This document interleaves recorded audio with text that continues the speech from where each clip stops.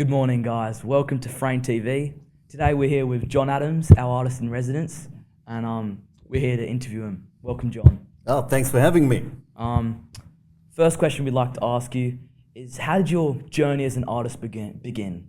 Well, my journey began at a tender age of 5 when my dad seen me scribbling on the dining room table, which I still possess today.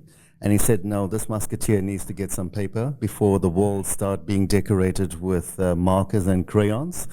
And at that age, they started giving me as much stationery as possible. My mom used to work for a stationery store, so that did help. And I started sketching at 5. At about 11, 12, I started painting. And for me, those infancy years were really pivotal in my love for art, because it's at that germination of the seed do you really become entrenched in what you want to do, and it quickens something inside of you which aligns who you are as an artist and your purpose. Wow. What would you say your style of art is like? Well, presently I'm working on a figurative series and theme. It's a very naturalistic take on the image. It's not very abstract at all. I am fascinated at classicism also, which has really challenged me because a lot of art today is very contemporary.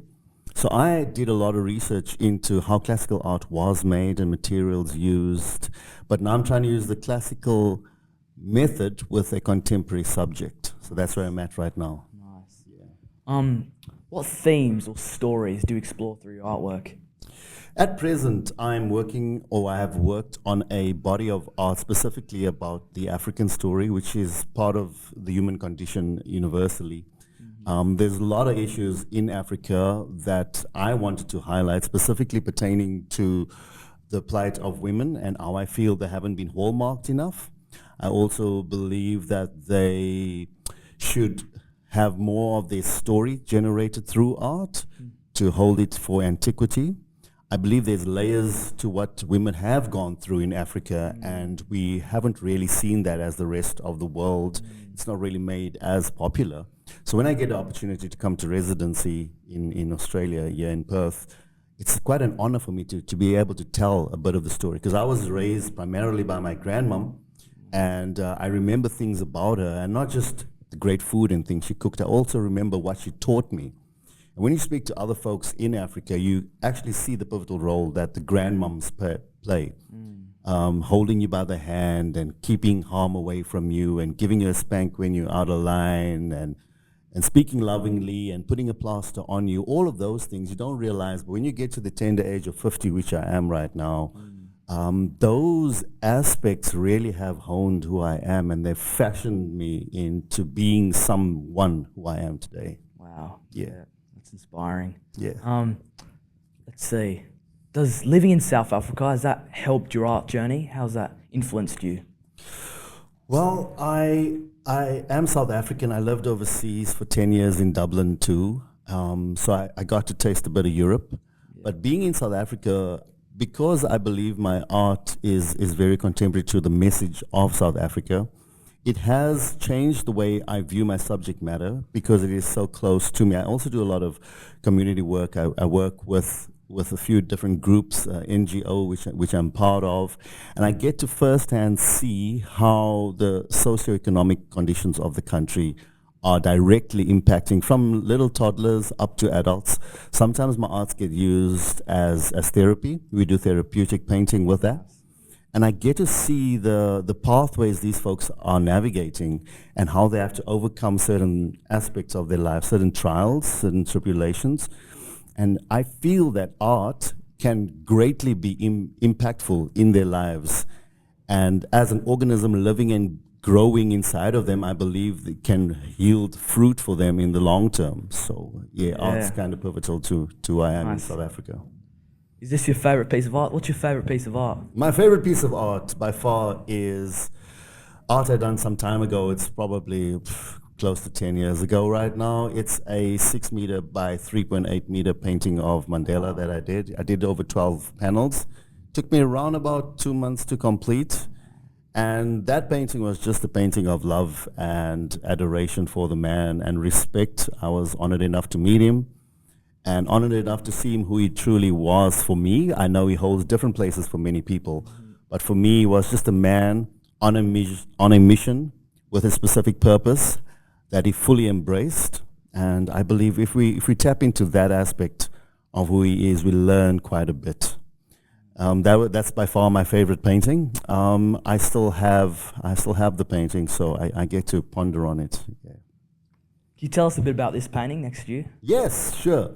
As you can see, she's a beautiful African woman. There's a certain stance, pose that she has. She's very open. You can see her clothes are kind of not very bright and looks a little bit tatty, you can almost say, but she's cladded with a helmet. There's two hearts on her, three hearts, one on her chest, two on her head, and this helmet symbolizes the issues that she faces, the struggles, and she needs this protection. You also see there's scratches on the helmet, which means it's not a new helmet. It's not a new journey she's been down. She's been down, it's not, as they say in America, it's not her first rodeo. So she's done this before. However, there's still tenderness about her. There's still composure. It hasn't derailed her as a person. And she holds her heart close to her chest, which is important. And you find that when you speak to African women, there's still that tenderness about them, even though there's a warrior spirit. There's almost a lieutenant sergeant in her, which when she needs to do that, it is there. And above the helmet level is the heart, which means that love is still what is dictating all who she is. And that's what I've kind of tried to wrap up in this baby. How do you find inspiration or ideas of how to paint these things? A very good question. I think inspiration comes from what you spend time in or who you spend time with. And I spend a lot of time reading. I spend a lot of time in a meditative place, in prayer, and I spend a lot of time looking at people. I love to, I'm fascinated by people. I can sit and people watch the whole day on a bench. Like, what are you thinking about? Like, why are you dressed like that? And why are you sad? Why are you lonely? Why is she crying? Why is he looking so grumpy? And I start formulating stories in my head, and I also love studying the human condition, the human story. When you speak directly to people, so you move from an ethereal place into something very specific to the person. And I try and pick out little gems of things that would assist me in my life so that I don't have to go through over that same speed bump. I can move around that pothole, that hole in the ground, that bomb waiting to explode in front of me. I can move around those things because of something somebody else has gone through. But I've got to humble myself and be teachable in my spirit so that when people speak these things, I can absorb them and use them as learning tools. That is my main goal right now, is to be teachable. So a lot of what I'm doing right now is learning from people and people's stories. Yeah. Do you ever feel stuck creativity? Like a lot of artists I know that they don't know where or how to get their ideas. Yeah, it's a very normal thing, and I think the minute artists realize that you're not the first and you're not going to be the last to be in here, being stuck is not the problem. It's not being able to stand up after you being stuck, because a lot of artists are stuck forever and they never get out of it. Everybody got stuck. If you want to talk about classicists, you can go way back to Van Gogh, and he got stuck a lot of times in his mind, and he got out of those things.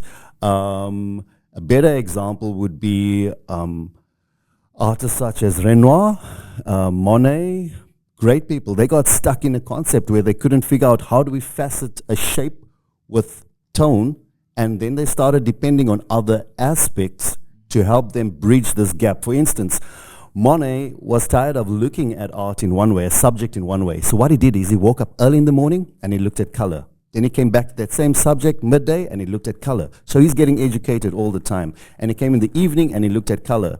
So his circumstance that he associated himself helped him get out of that stuck mode, that frustrated mode. And if you stay in that mode too long, like for instance Van Gogh did, you you stay stuck, and there's ramifications for those kinds of things. But it is the getting up and actually confessing on yourself that, look, I am stuck, and it's nothing wrong with being stuck, but there are other people who can help me out of this. It's when you think that you're an island, that you can do it yourself, that is one of the ways you'll stay stuck for a long, long time. So get correct association and a great place to feed from. Choose those wisely, like choose your friends wisely, because when you're stuck, guess who you're going to call? So if you got nasty friends around you, you're going to get nasty advice coming back at you. So make those choices very deliberately, especially for young people. Have you ever been stuck? Oh, many times, many times. You know, when you've got a person like Beyonce using your image for Mandela's death, and you've got maybe 40 newspapers globally from the UK to Pakistan all having your art on their newspaper feeds, and then the next month you kind of less, and the third month after that you're like nothing, and then you're wondering like, how do I create that hype again? So I was worried at one stage, chasing validation instead of living out of who I am as a person and allowing that, if necessary, to draw attention. But my focus should have been on just being my true self, and everything else will follow. In the image with Mandela, I didn't do it for attention. The person who actually seen my painting was driving, my painting was bolted to the front of my garage. It was like a space frame, and I bolted these 12 canvases, and this man was driving on the highway past, a journalist from Kenya, a UK journalist from Kenya driving on the highway. He seen my art from the highway. He made a U-turn at the next off-ramp, came back to Mars and said, hey, man, can I photograph you? And I said, yeah, sure, man, take a photo. And he was from a company called the Associated Press, which is AP. And that's how it all started. I wasn't looking for attention. I think we spend too much time looking for attention and looking for likes and looking for validation that we miss having a substance or a substantial image, an image of value and gravitas that should naturally do those kind of things. When something is beautiful, a flower doesn't go for attention. We're just attracted to it. It's just doing what it needs to do. Great art doesn't need attention. It just attracts naturally. So that's my take on it. Yeah. What would you give advice? Like, what advice would you give for people who are young, wanting to get into art but don't know how to do it? There's a few aspects. One is know that it's going to cost you. Know that there's sacrifice needed. Know that you need to spend time in it.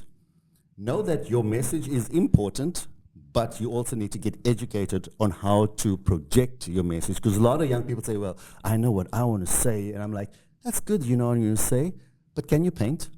Yeah. Can you draw? So what's the point of having a message when you don't have tools behind it to correctly etch that onto the hearts of people? So get an education, research. Sometimes I'm an autodidactic in essence. So I've learned much of what I have by myself.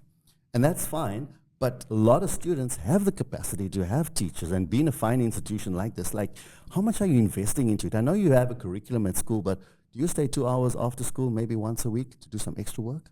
Do you spend more time in the library? Where you spend your time and where you spend your money really speaks about what you really want to be, more than just the curriculum. That, and also be teachable. Being teachable for a student doesn't just mean a teacher in the classroom. Be teachable universally. Go to museums, learn, research, realize that all you know is not all that needs to be known. As students, you've got to get that into your core. And when you start as a student, when you grow up, you're still going to be teachable, because teachability is pivotal to who we are as people. So those two things, I believe, are essential. Wow. Yeah. What are you currently working on? What excites you about it? What I'm currently working on is, I spent about a year and a half working on technique, just really understanding the substrate, understanding the medium of oil paint specifically. I thought I knew, but when you study Flemish artists or you study the Rembrandts and you look at their art and you think, wow, that must have taken you years, and you realize, no, he did that in like 2 weeks, and you're thinking like, how did he do it? And my mind has started working through those pathways now, and I'm starting to become much more well-versed in oils. I'm not yet there, and I'm going to get there. So I spent about a year and a half just getting that right. And my subject is going to be women and children for the next 2 exhibitions at least. my scale is going to change and my substrate is going to change too. I'm also going to introduce a lot more metal work connected to the artwork for my next shows coming up next year. And that's going to take me a good year to get done. But those kind of storylines are going to be consistent. That's nice. If you have one message to the audience you want to tell anyone out there, what would it be, just to end it off? You know, when I was young and hairy, I had aspirations of achieving fame. Now I realize my greatest achievement is for me to live in my true self. Finding who your true self is will attract all you need for your life moving forward. That is a journey that is not a 1 week thing.